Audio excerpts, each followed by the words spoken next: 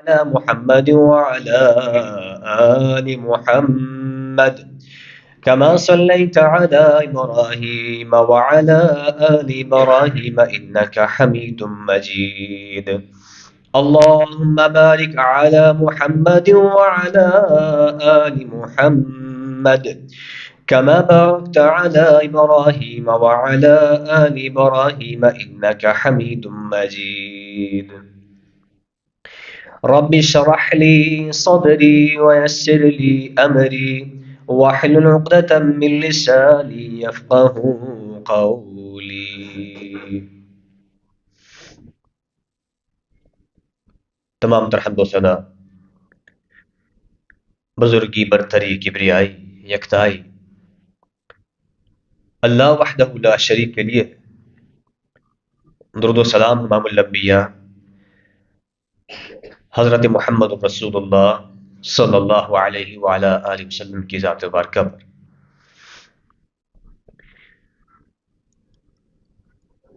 سورۃ اللیل میں اللہ تبارک و تعالی نے 4 قسمیں کھانے کے بعد ایک بڑی اہم بات کا تذکرہ فرمایا. واللیل اذا یغشی، قسم ہے رات کی جب وہ چھا جاتی ہے، غالب آ جاتی ہے. والنہار اذا تجلی، قسم ہے دن کی جب وہ روشنیاں بکھیرنے شروع کر دیتا ہے، روشن ہو جاتا ہے.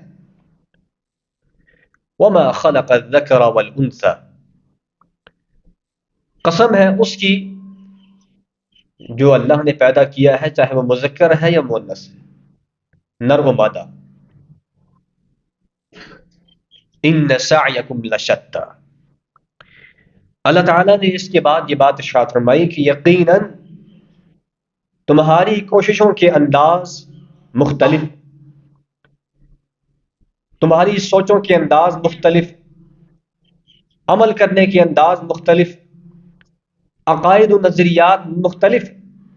ان سعیکم لشتی، یقیناً تمہاری کوششیں مختلف ہیں. پھر اللہ تعالیٰ نے یہ بات ارشاد فرمائی فَأَمَّا مَنْ أَعْطَى وَاتَّقَى، رہا وہ شخص جس نے اللہ کی راہ میں خرچ کیا اور اللہ سے ڈرتا رہا، وَاتَّقَى، اور ڈرتا رہا اللہ تعالیٰ سے. فَسَنُيَسِّرُهُ لِلْيُسْرَى وَصَدَّقَ بِالْحُسْنَى، اور اس نے اچھی بات کی، یعنی توحید کی تصدیق کی.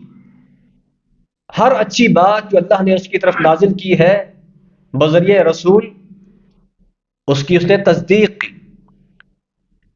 فَسَنُيَسِّرُهُ لِلْيُسْرَى، فرمایا کہ ہم ایسے آدمی کے لیے جنت کی طرف راستوں کو آسان کر دیتے ہیں. وَأَمَّا مَنْ بَخِلَ وَاسْتَغْنَى، اور رہا وہ شخص جس نے بخیلی کو اختیار کیا، کنجوس بن گیا اور اپنے آپ کو مستغنی، بے نیاز سمجھنے شروع ہو گیا کہ مجھے تو کسی کی ضرورت نہیں، مجھے کسی کی حاجت نہیں.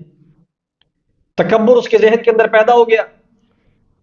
وَكَذَّبَ بِالْحُسْنَى، اور ہر اچھی بات کی اس نے تکذیب کر دی، جھٹلا دی. فَسَنُيَسِّرُهُ لِلْعُسْرَى، فرمایا کہ ہم ایسے آدمی کو تنگی کے راستوں کی طرف اس کا چلنا آسان کر دیں گے، یعنی وہ جہنم کی طرف چلنا شروع ہو جائے گا. تو سامعین محترم، اس دنیا کے اندر رہتے ہوئے مختلف کردار کے لوگ ہمیں نظر آتے ہیں، مختلف اعمال کرنے والے لوگ ہمیں نظر آتے ہیں. کچھ ایسے عظیم لوگ ہیں، ایسے عظیم ہستیاں ہیں جو صبح ہونے سے بھی پہلے منہ اندھیرے مسجدوں میں جا کر اللہ کے سامنے فجر کی نماز پڑھتے ہیں، باجماعت پڑھتے ہیں، اور اپنے دن کا آغاز منہ اندھیرے ہی اللہ کی عبادت اور اس کی کبریائی کے تذکرے کرتے ہوئے شروع کرتے ہیں. اور کچھ ایسے بد نصیب ہیں جو منہ اندھیرے ہی نکل جاتے ہیں اور اپنے کام کاج کی طرف نکل جاتے ہیں، اور ذہن میں ارادہ کیا ہوتا ہے کہ آج ہم نے فلاں کو چونا لگانا ہے، آج ہم نے فلاں پر ظلم کرنا ہے، آج ہم نے فلاں کے ساتھ ڈنڈی مارنی ہے، فلاں کے ساتھ فلاں زیادتی کرنی ہے، آج ہم نے کرپشن کرنی ہے، آج ہم نے فلاں بدکاری کرنی ہے، نعوذ باللہ من ذالک۔ تو ایسے ہے کہ نہیں؟ کتنے ہی لوگ ایسے ہیں جو جن کی رات ہوتی ہے تو وہ خوش ہوتے ہیں کہ راتوں کو اٹھ کے اللہ کے سامنے تہجد پڑھیں گے، جب رات چھا جاتی ہے تو خیال اور فکر اور غم یہ ہوتا ہے کہ میں نے آج رات کو اٹھ کے اللہ کے سامنے تہجد کی نماز پڑھنی۔ تتجافى جنوبهم عن المضاجع يدعون ربهم خوفا وطمعا ومما رزقناهم ينفقون۔ فرمایا ایسے خوش نصیب ہیں، ایسے نیک لوگ ہیں جن کے پہلو بستروں سے علیحدہ رہتے ہیں، یعنی وہ راتوں کو اٹھ کے کھڑے ہو جاتے ہیں، سوئے نہیں رہتے۔ یدعون ربهم خوفا وطمعا، اپنے رب سے ڈرتے ہوئے بھی اور اپنے رب سے امید لگاتے ہوئے بھی اللہ کے سامنے اپنے ہاتھوں کو اٹھا لیتے ہیں اور دعائیں مانگتے ہیں، فریادیں کرتے ہیں، آہوزاری کرتے ہیں، گناہوں کی بخشش مانگتے ہیں۔ اور کچھ ایسے بد نصیب اور بدبخت ہیں جو رات کا انتظار اس لیے کر رہے ہوتے ہیں کہ رات ہوگی تو فلاں گھر کے اندر ڈاکہ مارنے کا موقع ملے گا، راستے میں کسی راہگیر کو لوٹنے کا موقع ملے گا، رات ہوگی تو ہم کسی کے گھر کے اندر نقب زنی کر سکیں گے، رات ہوگی تو ہم شراب و شباب کی یا شباب کی محفلیں سجا سکیں گے، دن میں تو یہ کام ہو نہیں سکتا ہے۔ اللہ اکبر کبیر۔ انداز مختلف ہے، اعمال مختلف ہے، سوچنے کا انداز مختلف ہے۔ دیکھیں دونوں حضرت آدم کے بیٹے، ایک قابیل ہے اور ایک حابیل ہے، دونوں نے قربانی پیش کی ہے، ایک کی قربانی کو قبول کر لیا گیا، دوسری کی قربانی کو رد کر دیا گیا۔ اب ہونا تو یہ چاہیے تھا کہ جس کی قربانی رد ہوئی ہے وہ جا کے اسے پوچھتا کہ بھی بتاؤ آپ کی قربانی کے اندر کیا خاص بات ہے اور میرے اندر کون سی خامی ہے، مجھے بتاؤ میں اپنی اصلاح کروں تاکہ میری قربانی بھی اللہ تعالیٰ کے ہاں مقبول ہو جائے۔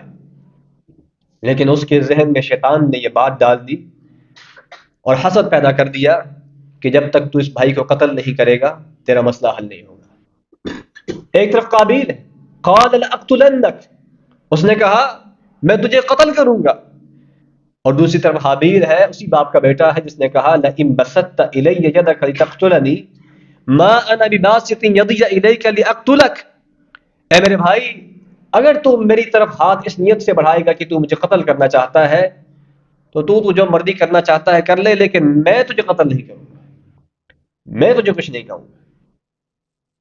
دونوں ایک باپ کے بیٹے، انداز مختلف، رویہ مختلف، سوچ ہی مختلف۔ اور آگے چلیے، ایک طرف فرعون ہے جس نے اپنی کرسی بچانے کے، اپنی حکومت بچانے کے لیے ہزاروں بنی اسرائیل کے معصوم نوزائیدہ بچوں کو قتل کر دیا، ذبح کروا دیا۔ کس لیے؟ اپنی کرسی بچانے کے لیے، کہ کسی شیطان نما جادوگر نے یا کسی کاہن نے اس کو یہ بات سمجھا دی کہ بنی اسرائیل کے اندر ایک بچہ پیدا ہوگا جس سے تیری حکومت کو خطرہ ہے۔ اس نے کہا کہ میں ان کے بچے پیدا ہی نہیں ہونے دوں گا، پیدا ہو گئے تو باقی نہیں چھوڑوں گا، نذبح ابناءہم، ہم ان کے بچوں کو ذبح کر دیں گے، قتل کر دیں گے۔ اور دوسری طرف حضرت موسیٰ علیہ السلام جو بنی اسرائیل کے لیے مسیحا بن کر آئے، مظلوموں کے حامی و ناصر بن کے آئے۔ انداز مختلف، اطوار مختلف ہے، کردار مختلف۔ ایک طرف قارون ہے، اللہ نے دنیا جہاں کی دولت سے نوازا ہے، اور اگر اللہ کی راہ میں اس میں سے کچھ خرچ کر لیتا اس کے مال میں کچھ کمی نہیں آنی تھی۔ حضرت موسیٰ نے کہا وَابْتَغِ فِيمَا آتَاكَ اللَّهُ الدَّارَ الْآخِرَةَ وَلَا تَنْسَ نَصِيبَكَ مِنَ الدُّنْيَا، اے قارون جو اللہ نے تجھے مال دیا ہے اس مال میں سے اپنے آخرت کے گھر کے لیے بھی کچھ تیار کر لے، اس کے لیے بھی کچھ محنت کر لے۔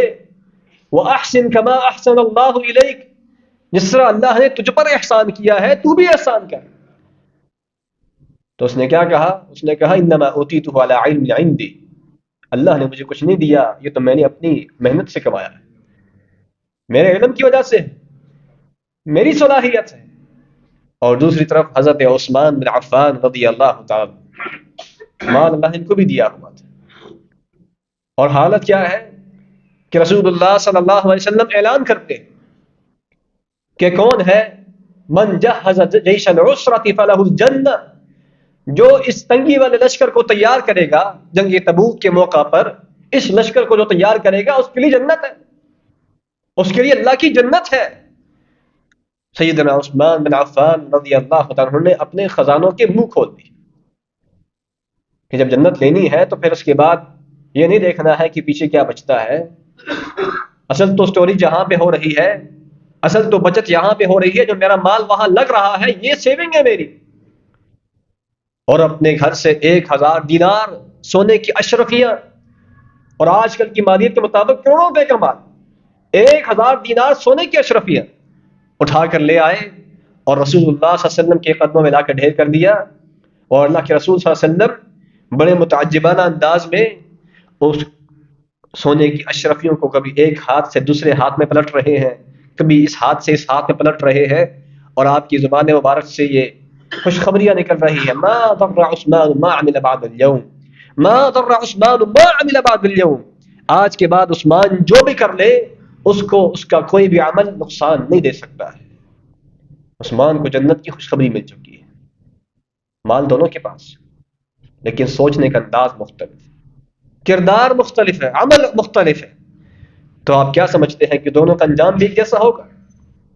کیسے ہو سکتا ہے؟ دنیا کے اندر بھی ایسا نہیں ہوتا۔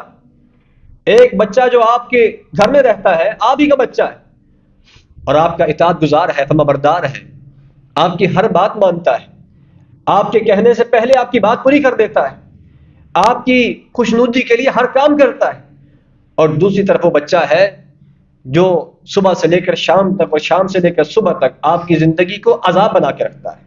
بتلائیے دونوں برابر؟ جب ایک ہی والد کے 2 بچے اس کی نظر میں برابر نہیں ہے تو کیا خیال ہے اللہ نے سب کو برابر کر دیا ہے؟ یہ کیسی سوچ ہے، یہ کیسی فکر ہے کہ سارے برابر ہیں؟ کہاں سارے برابر ہو سکتے ہیں؟ ایک شخص 60 سال میں اللہ کی عبادت کرتا ہے، شرک سے دور رہتا ہے، توحید اس کی زندگی میں رچ بس جاتی ہے، سنت سے محبت کرتا ہے، ہر خیر کا کام، ہر نیکی کا کام کرنے کی کوشش کرتا ہے، اور دوسری طرف ایک انسان ہے کہ دنیا کا کون سا گناہ ہے جو وہ نہیں کرتا۔ آج ہمارے لبرل لوگ کہتے ہیں اور قیامت کے منکرین کہتے ہیں کہ سب برابر ہیں۔ کیسے ہو سکتا ہے؟ افنجعل المسلمین کالمجرمین، اللہ فرماتے ہیں کہ کیا ہم مسلمانوں کو، تابع داروں کو، فرما برداروں کو مجرموں کی طرح بنا دیں؟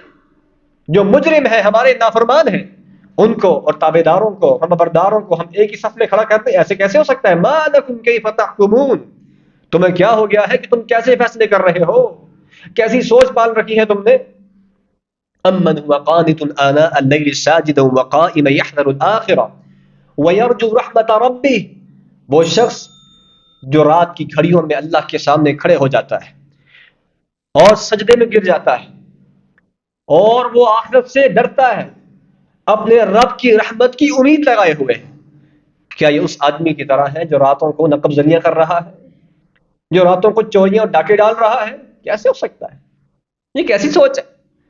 اس لیے سامعین محترم، دنیا کے اندر آج ایسی سوچ پائی جاتی ہے، بلکہ یہ بہت پرانی سوچ پائی جا رہی ہے کہ لوگ کہتے ہیں جی کوئی حساب و کتاب نہیں ہے، کوئی قیامت نہیں ہے، یہ ویسے ہی باتیں ہیں، ایویں ڈرامے ہیں، بس یہی دنیا ہے اور اس دنیا میں جو کرنا ہے کر لو۔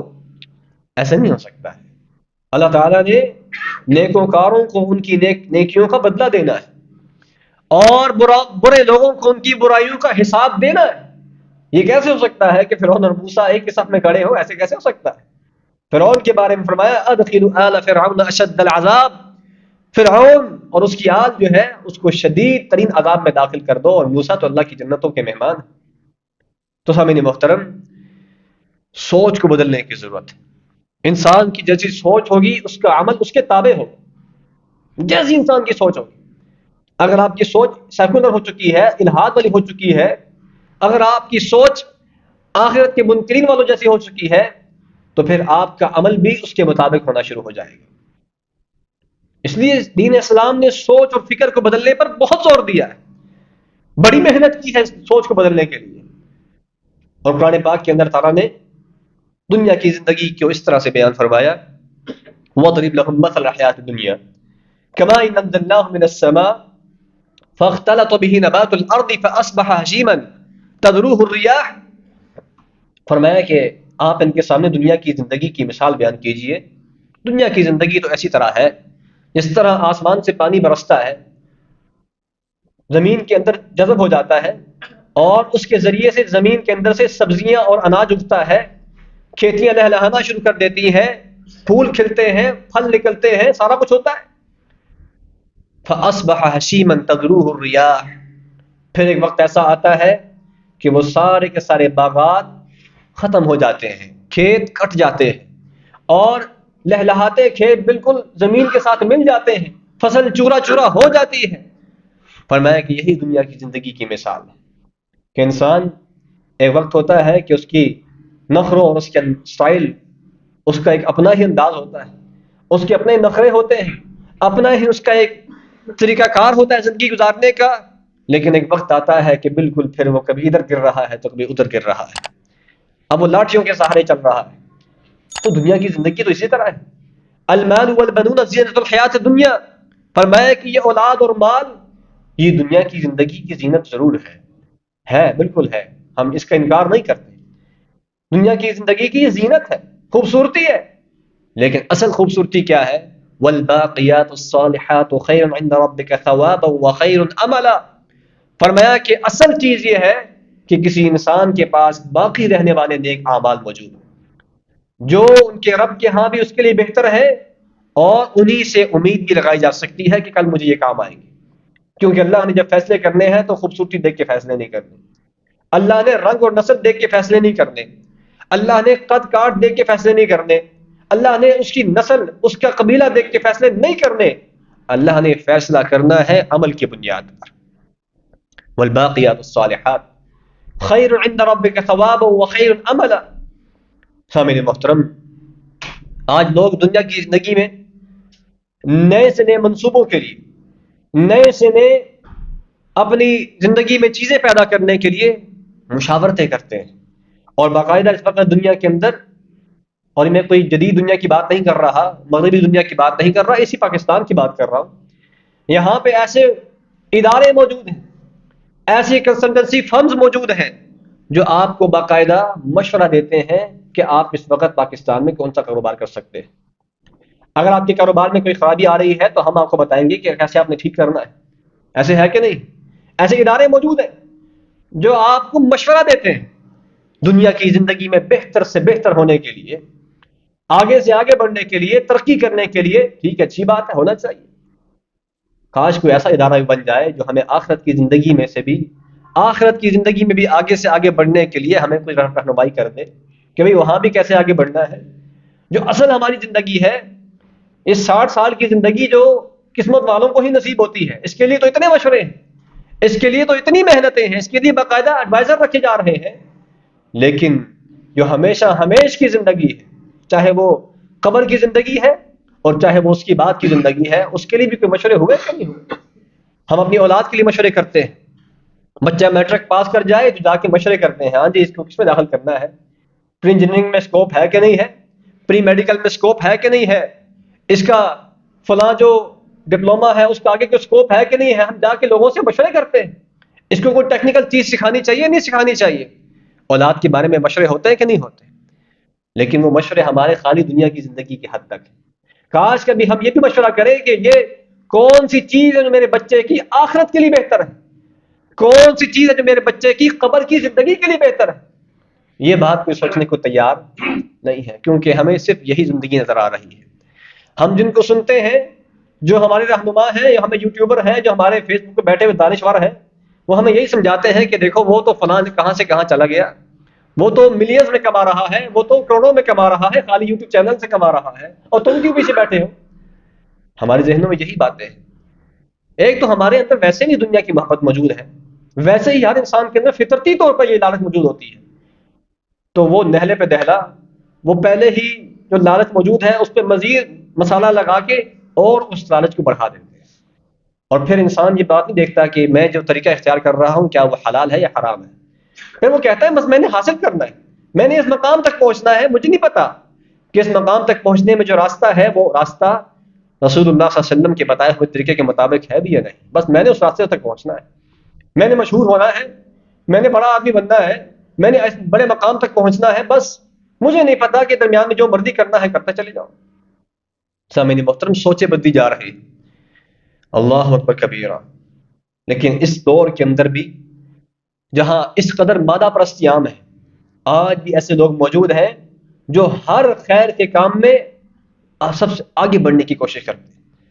کہیں کوئی خیر کا کام ہو رہا, کہیں کوئی خیر کا کام ہو رہا, ان کے ذہن میں یہ خواہش ہوتی ہے کہ میں اس کام میں شریک ہو جاؤں. راولپنڈی کے اندر چودھری محمد یونس صاحب رحمہ اللہ تعالی, آپ میں سے بہت کم لوگ جانتے ہوں, ایک مسجد کے وہ ناظم تھے. عام طور پہ مساجد میں یہ بات لکھی ہوتی ہے کہ چندہ کرنا منع ہے, یہ اجازت کے بغیر چندہ کرنا منع ہے. ان کی مسجد کا معاملہ یہ تھا کہ کوئی کشمیر سے آ رہا ہے, کوئی بلتستان سے آ رہا ہے, کوئی وزیرستان سے آ رہا ہے, کوئی پشاور سے آ رہا ہے, کوئی لاہور سے آ رہا ہے, کوئی فیصل آباد, جہاں مرضی سے کوئی آ جائے. وہ کہتے تھے کہ میں اس خیر کو روکنے والا نہیں ہوں, اور ہر سائل کے ساتھ, ہر مانگنے والے کے ساتھ تعاون کرتے تھے. اور ان کی نیت کیا تھی؟ نیت بڑی زبردست, سوچ بڑی زبردست. سوچ یہ تھی کہ میں چاہتا ہوں کہ میرا ہر طرف میری پارٹنرشپ ہو جائے, ہر جگہ میری پارٹنرشپ ہو جائے. مجھے میں مرنے کے بعد بلتستان سے بھی اجر پہنچ رہا ہو, کشمیر سے بھی آ رہا ہو, پشاور سے بھی آ رہا ہو, لاہور سے بھی آ رہا ہو, فیصل آباد سے بھی آ رہا ہو. آج لوگ ایسے کرتے ہیں کہ نہیں کرتے؟ دنیا کے لیے ایک دکان ادھر بنائی ہے, دوسری دکان ادھر بنائی ہے, تیسری فیکٹری ادھر بنائی ہے. کیوں؟ اگر کسی ایک میں کوئی سردی گرمی ہو بھی جائے تو کوئی مسئلہ نہیں, 3-4 دکانیں اور بھی ہیں, وہاں سے کام چل جائے گا. ایسے کرتے ہیں کہ نہیں کرتے دنیا کی زندگی کے لیے؟ کیا کبھی ہم نے یہ بھی سوچا ہے کہ آخرت کے لیے بھی ہم ایسے ہی کریں کہ ہر جگہ سے ہمیں خیر پہنچ رہی ہو, ہر جگہ سے ہمیں اجر و ثواب مل رہا ہو؟ کبھی ہم نے سوچا ہے؟ سوچ ہی وہ نہیں, سوچ ہی وہ پیدا نہیں ہو رہی. سامعین محترم, رسول اللہ صلی اللہ علیہ وسلم کے زمانے میں بڑا ایک عجیب واقعہ پیش آیا. ابو دحداء نامی صحابی, رسول اللہ صلی اللہ علیہ وسلم ایک مرتبہ تشریف فرما ہے, 2 لوگ آتے ہیں اور ان میں سے آ کر ایک کہتا ہے, اے اللہ کے رسول, میں اپنے گھر میں ایک دیوار بنانا چاہتا ہوں, اپنے گھر میں ایک دیوار بنانا چاہتا ہوں, اور اس دیوار کے راستے میں یہ جو میرا پڑوسی ہے اس کا ایک کھجور کا درخت حائل ہو رہا ہے. وہ کھجور کا درخت آپ اس سے کہہ دیجئے وہ مجھے دے دے, تو تاکہ میں اس کو اپنی دیوار کے اندر کر لوں اور دیوار کو بنا دوں. تو رسول اللہ صلی اللہ علیہ وسلم نے اس سے کہا کہ بھائی تم اس کو دیوار بنانے دو, اور جو کھجور کا ایک ہی درخت ہے, کیا ہوتا ہے ایک درخت دینے سے, تم اس کو ایک کھجور کا درخت دے دو, میں تمہیں جنت میں درخت کی ضمانت دیتا. اللہ اکبر کبیرہ. اس نے کہا نہیں اللہ کے رسول, میں اس کو درخت دینے کو تیار نہیں. سوچ کی بات ہے, میں اس کے نصیب میں نہیں تھا. ایک اور صحابی بیٹھے ہوئے ہیں, ابو دحداء ان کا نام ہے, کہنے لگے اللہ کے رسول, اگر میں اس سے درخت خرید لوں تو کیا مجھے بھی یہ بشارت مل سکتی ہے؟ یہ آفر میرے لیے بھی ہے؟ تو رسول اللہ نے کہا ہاں تیرے لیے بھی یہ آفر ہے, اگر تو یہ درخت خرید کے اس کو دے دے تو تجھے بھی جنت کی بشارت ہے. تو رسول اللہ صلی اللہ علیہ وسلم کی بات سننے کے بعد یہ جاتے ہیں اس کے گھر میں, اور اس کو جا کر کہتے ہیں کہ دیکھو میرے باغ جو ہے نا, جو میرا باغ مدینے کے اندر سب سے بڑا باغ میرا ہے, اور اس کے اندر 600 کھجوروں کے درخت ہیں. تم 600 کھجوروں کے درختوں والا میرا باغ لے لو اور اپنا مجھے ایک درخت دے دو, جس کے بدلے میں اللہ کے رسول نے جنت کی خوشخبری سنائی. ایک درخت مجھے دے دو, مجھ سے وہ 600 درختوں والا باغ تم لے لو. انہوں نے کہا اس سے بڑی بات کون سی ہے, ٹھیک ہے بھائی یہ لے لو تم, مجھے وہ دے دو. ابھی یہ گھر واپس جاتے ہیں اور گھر جا کر اپنے باغ کے اندر نہیں داخل ہوتے, باہر ہی کھڑے ہو کر اپنی بیوی کو, نیک بخت عورت کو آواز لگاتے ہیں کہ اے ام دحداء, ہم نے یہ جو کھجوروں والا باغ ہے یہ اللہ کی راہ میں دے دیا ہے, اس کے بدلے میں ایک درخت لے لیا ہے, جنت میں لے لیا ہے. اے ام دحداء یہاں سے باہر نکل آؤ. اب وہ عورت اگر ہوتی ہماری کوئی عورت, اس نے کہنا تو تیرا دماغ خراب ہے, تو کون سے سودے کر کے آ گئے, اور بچوں کی فکر نہیں ہے, پیچھے خاندان کی فکر کوئی نہیں, ہماری فکر نہیں. اللہ اکبر کبیر. ایسی عورتوں پر قربان جائیں جن کی سوچ اتنی اعلیٰ ہے, نظریہ اتنا اعلیٰ ہے. اس نے کہا ربح البیع, اے ابو دحداء تو نے کمال کا سودا کیا, تو نے کمال کی تجارت کی ہے, تو نے 600 درخت لے کر اللہ سے اس کی جنت میں ایک درخت لے لیا ہے. اس کا مطلب یہ ہے کہ تو جنت میں چلا گیا ہے, تو اور کیا چاہیے, اور کیا چاہیے دنیا میں, تو جیسے تیسے گزارا ہو جائے گا. لیکن اگر آخرت میں جنت میں درخت نہ ملا, جنت نہ ملی, تو پھر کیا بنے گا؟ ربح البیع.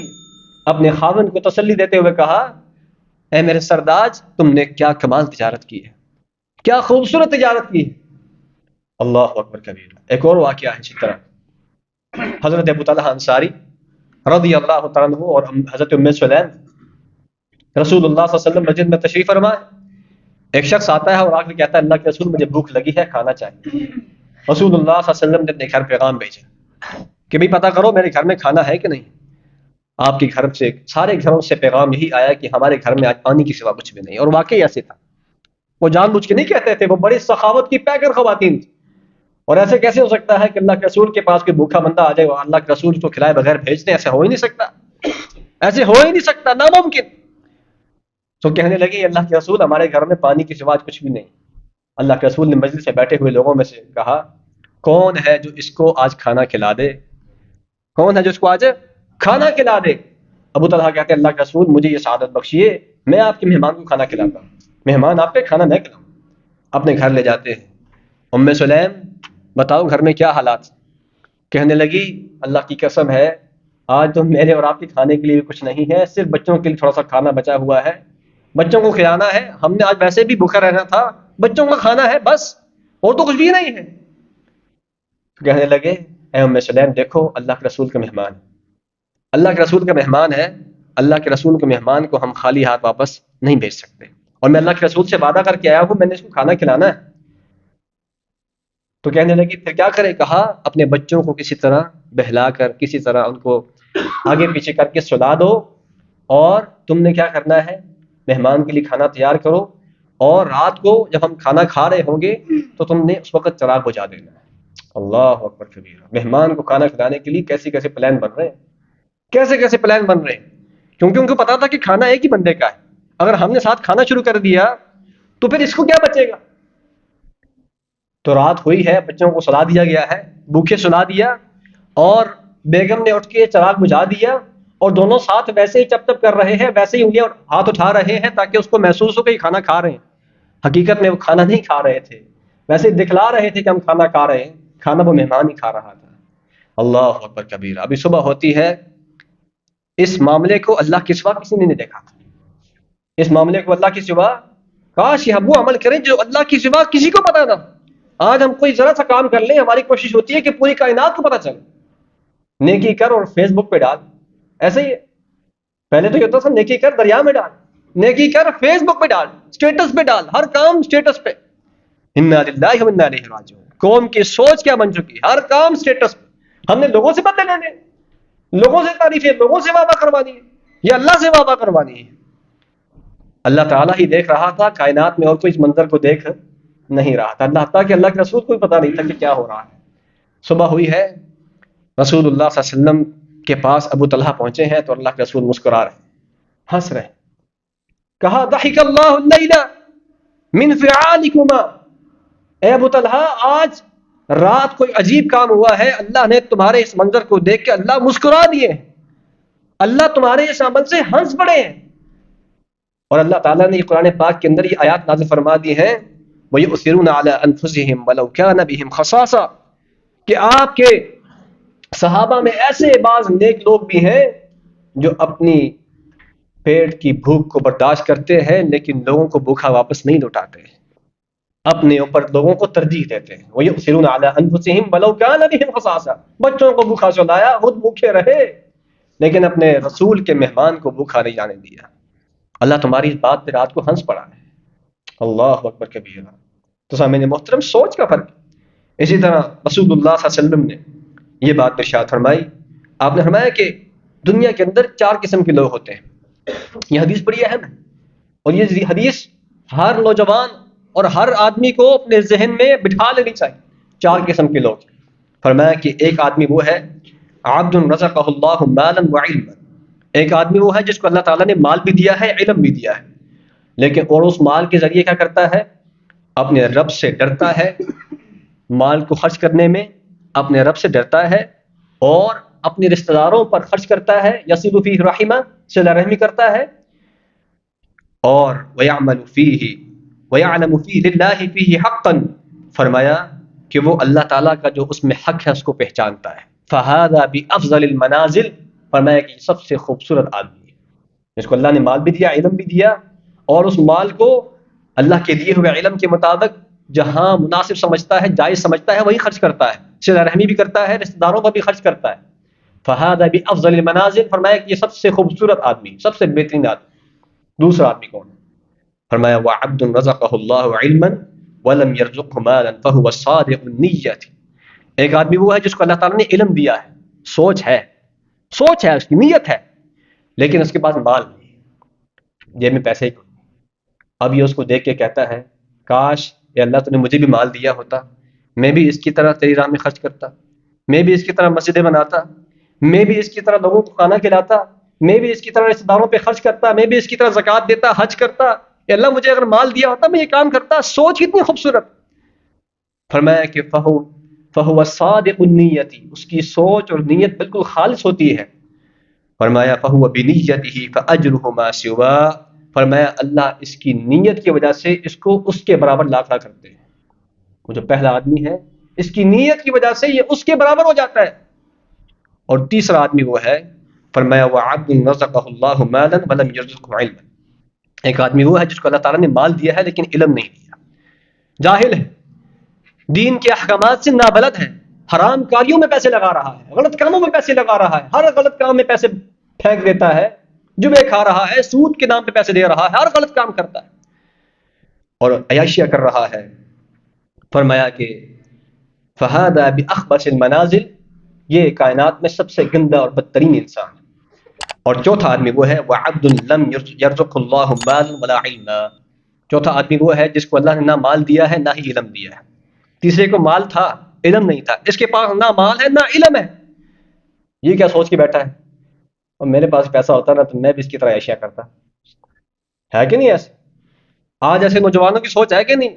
اور میرے پاس بھی پیسے ہوتے ہیں نا تو میں بھی تمہیں دکھاتا کہ کیسے عیاشی ہوتی ہے، میں بھی ہوائی فائرنگ کرتا، میں بھی شرابیں اڑاتا، میں بھی سگریٹ پیتا، میں بھی گندے گندے کام کرتا، میں بھی جناب ہو جاتا، یورپ کا ٹور لگا کے آتا. ایسی سوچ ہے کہ نہیں؟ نیت، اس نے کچھ کیا نہیں ہے، غلط کام کیا نہیں ہے اور کرنے کی طاقت بھی نہیں ہے، لیکن نیت گندی ہے، نیت سوچ بری ہے. فرمایا کہ یہ دونوں، یہ تو وہ تو اپنے عمل کی وجہ سے اور یہ اپنی نیت کی وجہ سے دونوں ایک لیول پہ آ جاتے ہیں اللہ تعالیٰ کے، دونوں اپنی برائی میں بالکل برابر ہو جاتے ہیں. سامعین محترم، سوچ کے بدلنے سے کتنا فرق پڑ جاتا ہے. خدا را برے لوگوں کو دیکھ کے اپنے ذہن میں یہ بات نہ پیدا کیا کریں کاش میرے پاس بھی ہوتا تو میں بھی ایسا کرتا. نہیں، نیک لوگوں کو دیکھ کے سوچ پیدا کریں، جو اللہ سے ڈرنے والے لوگ ہیں ان کو دیکھ کے سوچ پیدا کریں کاش مجھے بھی اللہ توفیق دے دے کہ جس طرح یہ عبادت کرتا ہے میں بھی عبادت کروں، جس طرح یہ خرچ کرتا ہے میں بھی خرچ کروں، جس طرح یہ صلہ رحمی کرتا ہے میں بھی کروں. نیک لوگوں کو دیکھ کے اپنی سوچ اچھی بنائیں اور برے لوگوں کو دیکھ کر ان سے اللہ تعالیٰ کی پناہ طلب کریں، اللہ مجھے بچا لے، میں ان لوگوں کے پیچھے نہ چلنا شروع ہو جاؤں. سامعین محترم، سوچوں کو بدلنے کی ضرورت ہے، عقائد کو بدلنے کی ضرورت ہے. جب آپ سوچ بدلیں گے آپ کا عمل خود بخود ٹھیک ہو جائے گا. اللہ تعالیٰ سے دعا ہے کہ اللہ تعالیٰ ہم سب کو عمل کرنے کی توفیق عطا فرمائے.